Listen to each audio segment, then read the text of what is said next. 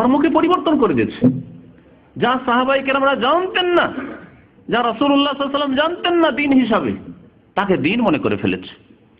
এই হবে অবস্থা, সহিহ বুখারীর রিওয়ায়াত এটি। এই হবে অবস্থা বিদআত পন্থীদের। এখন শুনুন যে আল্লাহর নবীর জামানার দিন কেমন ছিল, সাহাবায়ে কেরামের জামানার দিন কেমন ছিল, আর এই পীরদের দিন কেমন। আর বিশেষ করে পীরদের মধ্যে যেই পীরকে হক্কানি মনে করা হয় তারই যদি এই অবস্থা হয়, তো বাকি যেগুলো গায়ের হক্কানি, যাদেরকে বাংলাদেশের ভাষায় ভণ্ড বলা হচ্ছে এক শ্রেণীর বক্তাদের ভাষায়, তাদের কি অবস্থা? দুরবস্থা, সবারই দুরবস্থা। সবাই একই শিরক, বিদআতে, কুফরিতে ডুবে আছে। শোনেন, এই কিতাবের নাম হচ্ছে মাওয়াইজে কারিমিয়া। মাওয়াইজে কারিমার আগে প্রথমে নাম রাখা হয়েছিল মাওয়াইজে ফজলুল করিম, মানে ফজলুল করিম সাহেবের ওয়াজ মাহফিলের বয়ান। তো তাই লিখেছে চরমনাই পীর সাহেব কিবলার অমূল্য বয়ান। তার নিচে লেখা হয়েছে কি? মাওয়াইজে কারিমার নিচে কি লেখা আছে?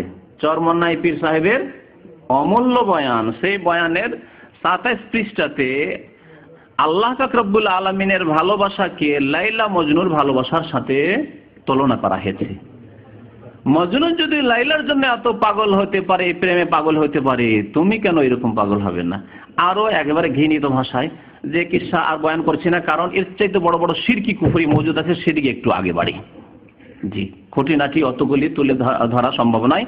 এর আগের কিতাব সম্পর্কে যখন আলোচনা করেছিলাম তখন ওগুলোতে অনেক কথাই তুলে ধরেছি। 35 পৃষ্ঠায় এমন এক পীরের কথা উল্লেখ করা হয়েছে, ঝুলন্ত পীর। যে পীর হচ্ছে ঝুলন্ত পীর। কত রকমের যে পীর আছে। আমার এক ওস্তাদ ছিলেন, যার কাছে বুখারী পড়েছেন, রাহমাতুল্লাহ আলাইহি, ইন্তেকাল করেছেন। তিনি ওয়াইজ ছিলেন, বক্তা ছিলেন, নিজে আবার কবিতা তৈরি করতেন। তো তিনি বলতেন যে এমন কোন পীর আপনি কল্পনা করেন যে পীর নেই, এটা বলতে পারবেন না। যেমন হিন্দুদের মধ্যে এমন কোন দেবী দেবতার কথা কল্পনা করেন, পাবেন, অবশ্যই পাবেন আপনি। লিঙ্গ সিংহ যা কিছু সব আছে না, লিঙ্গ তাদের দেবতা আছে, আর তাদের সিংহ দেবতা আছে, সবকিছুর পূজা করে, সাপ বিচ্ছু থেকে শুরু করে। তো ওই রকমই পীরপন্থীদের মধ্যে তেনা পীর আছে, ঢেলা পীর আছে। আমি ঢেলা পীর নিজের চোখে দেখেছি। একটা গাছ আছে, ওই গাছে গিয়ে মুসলমান কবর পূজারা যাচ্ছে আর একটা করে ঢেল মারছে, ঢেল মারি দিলে চলে গেল। হ্যাঁ, ওই আপনার মিনার পাথর মারার মতো করে ঢেল নিল, ঢেলের পাহাড়ের মতো উঁচা হয়ে ঢেলা। তো জিজ্ঞেস করলাম কি ব্যাপার, প্রথম সেই এলাকায় গিয়েছি, কি ব্যাপারে এত ঢেলা উঁচা হয়ে আছে গাছের তলায়? এটা হচ্ছে ঢেলা পীরার আস্থানা, ঢেলা পীরের আস্থানা। তো এমন কোন পীর আপনি কল্পনা করে নেন তার নেই, এই কথা ভাবতে পারেন না আপনি। তো এখানে আছে ঝুলন্ত পীরের ঘটনা। 35 পৃষ্ঠা মাওয়াইজে কারিমা, ঝুলন্ত পীরের ঘটনা। ঘটনা খুব লম্বা।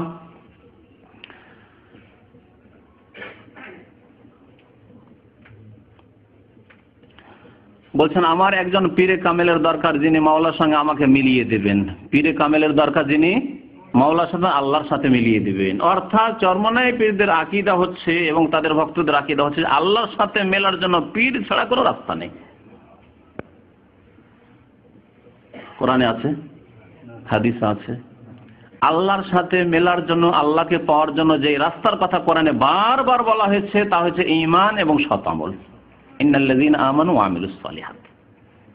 আর কোনো রাস্তা নেই।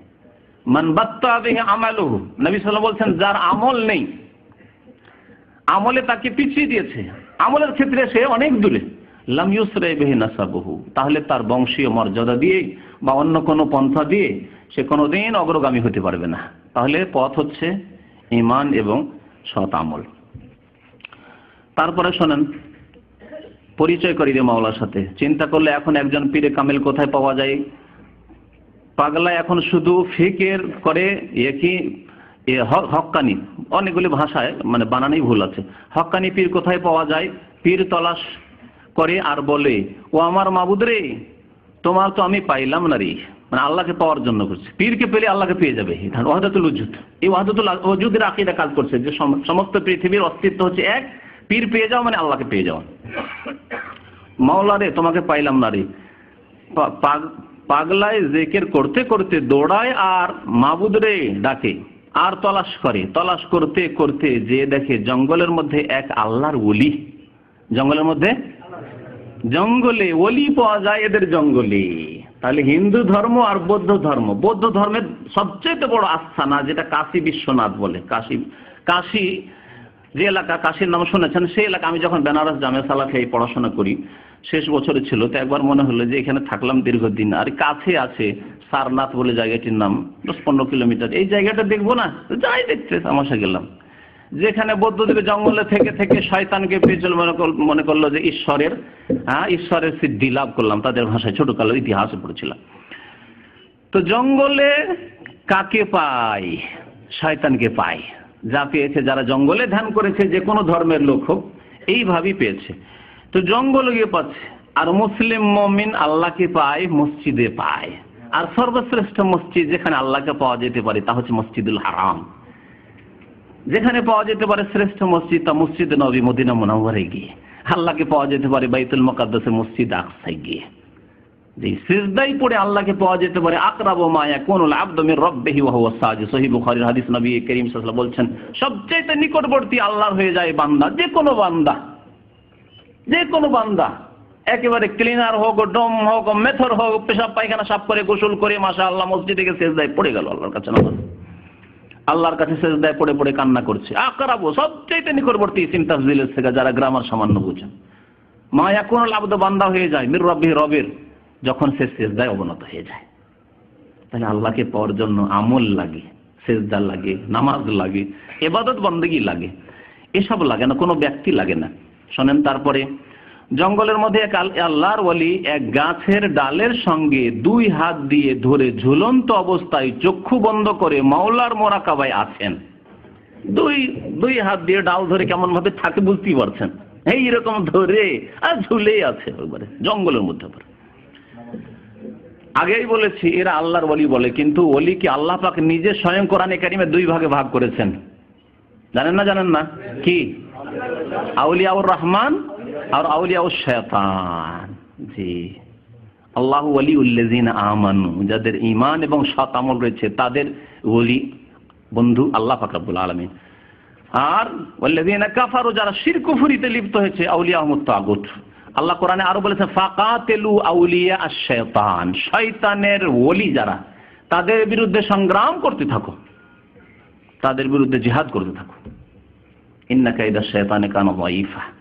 আল্লাহ আরো বলেছেন ওয়া ইন্নাশ শায়াতিনা লা ইউহুনা ইলা আউলিয়াইহিশ শায়তান, ওহী করে, ইশারা ইঙ্গিত দেয়, পরামর্শ দেয়, ওয়াসওয়াসা দেয়, কি করার জন্য? শিরক কুফরি করার জন্য, পাপ করার জন্য, বিদআত করার জন্য। এলা আউলিয়া, তাদের ওলিদেরকে। তাহলে বোঝা গেল এসব আয়াত দ্বারা যে ওলি হচ্ছে 2 রকম। আল্লাহর ওলি যারা কোরআন সুন্নাহর পাবন হয়ে শিরক বিদআতে নেই, তারা নবীর তরিকা থেকে সরে নেই।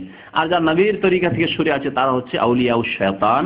ফাকাতিলু আউলিয়া আশ-শায়তান।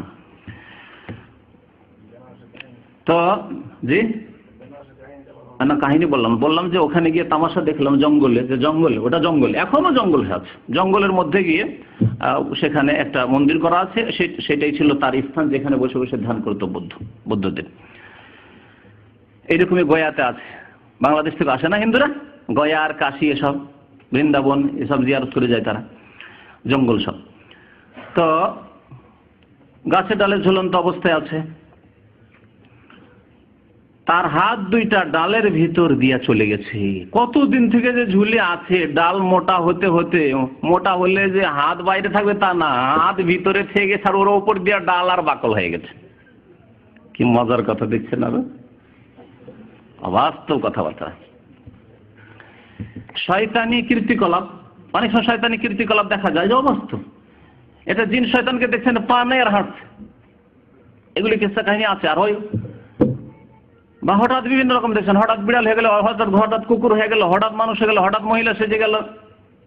জি, তো এইগুলি হচ্ছে শয়তানি ভেলকিবাজি, আহওয়ালুন শয়তানিয়া।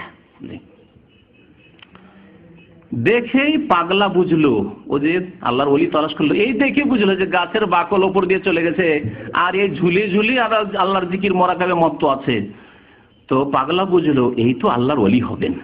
কিভাবে শয়তান গুনাহ করছে, এই তো আল্লাহর ওলি হবেন। কত বছর পর্যন্ত এইভাবে আছেন যে তার কোনো খেয়াল নেই, কত বছর এরকম ঝুলে জিকির আজকাল করছেন, না খাওয়া না দাওয়া, কোনো কিছুর প্রয়োজন নেই। জি জি, নামাজ রোজাও নেই, মোরাকাবে আছে, ফানাফিল্লাহ নামাজ তাদের তাদের ধারণা শুনেন।